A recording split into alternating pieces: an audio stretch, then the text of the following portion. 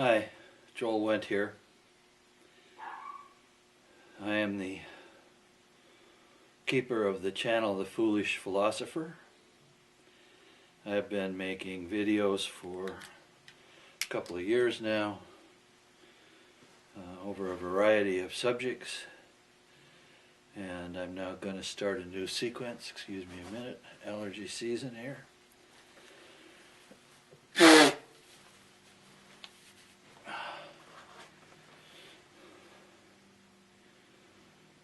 I talked about magic and anthroposophy and wisdom and Christianity and different kinds of politics and the sex and, oh gosh, and the Hopi prophecy.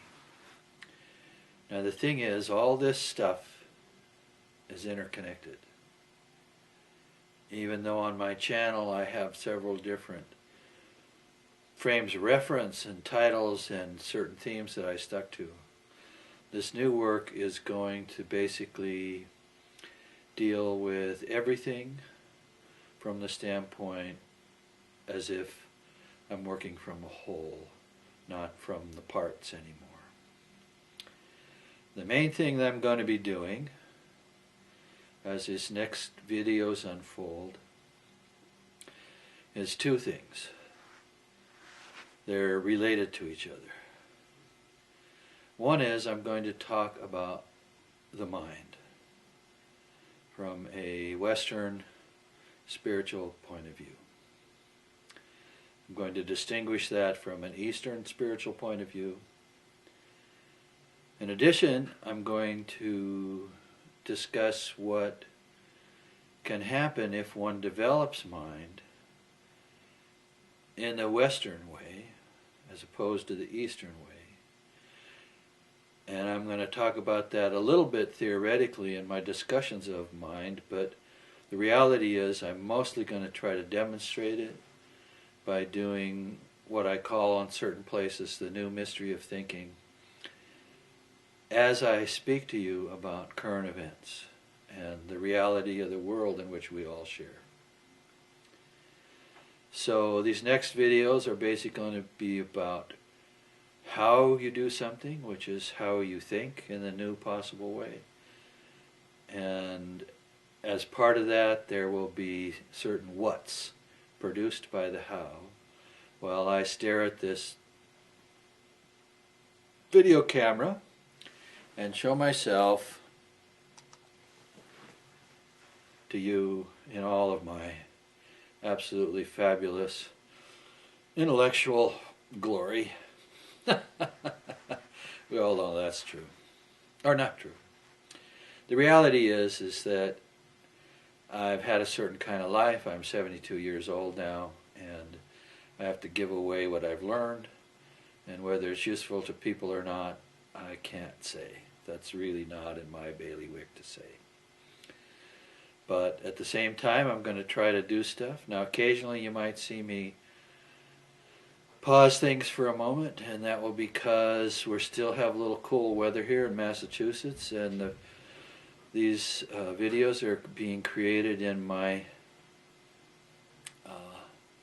basement artistic palace, and as a result we're much nearer the furnace, and it makes a kind of noise when it goes on. So you might see me raise up my little thingy-dingy, and I'll be pausing things for a moment in order to defeat the sound interference. Okay, are you ready? This could be cool stuff. It could be a total waste of your time. The only one that knows that is you. I'd like to start with a picture. And I would like you to make a picture in your mind of the globe of the Earth as seen from space. But have it rotate a little bit so that it's moving a little faster than it normally does. And I'd like you to put all over the surface of this globe all kinds of little bright lights. Ultimately billions. Each bright light is meant to represent an individual human mind. Everywhere there's a human being, there's a mind in some kind of state or another. Now, because of the age in which we live, our situation is such that we have become interconnected via our technology.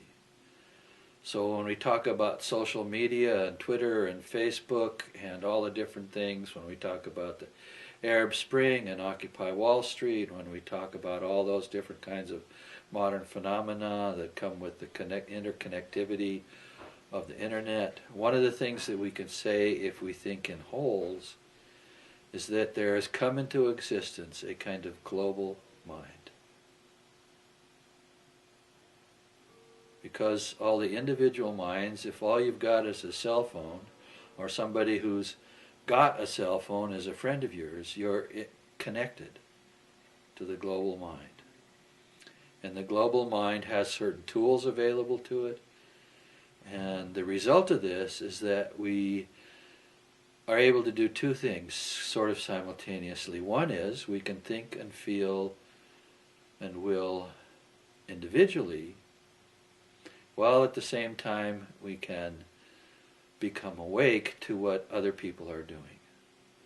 And this allows certain kinds of things to happen because of this global consciousness. Now, there was a guy named T.R. Desjardins who was a famous Jesuit thinker, and he was a student of, I think, paleontology. He studied biology and various kinds of things, and one of the ideas that he put forward in one of his books was something that he thought was coming, which he called the noosphere. Noosphere, I think. And his idea with the noosphere was an anticipation that minds would be able to communicate with each other in some fashion. He didn't anticipate the technological achievement. I think he was thinking of something more spiritual, and I don't mean to say that what's going on with the global mind is not spiritual. I'm just saying that one thinker expected there to rise a time when humanity was more aware of each other, and that this led to certain consequences. Now you might say, what's that fool looking down at? I have a little clock running over here, because the fact is that I have to break up these videos into less than 10-minute packets in order to upload them to YouTube. And so as I reach a certain threshold, I'm going to stop, and then I'll restart.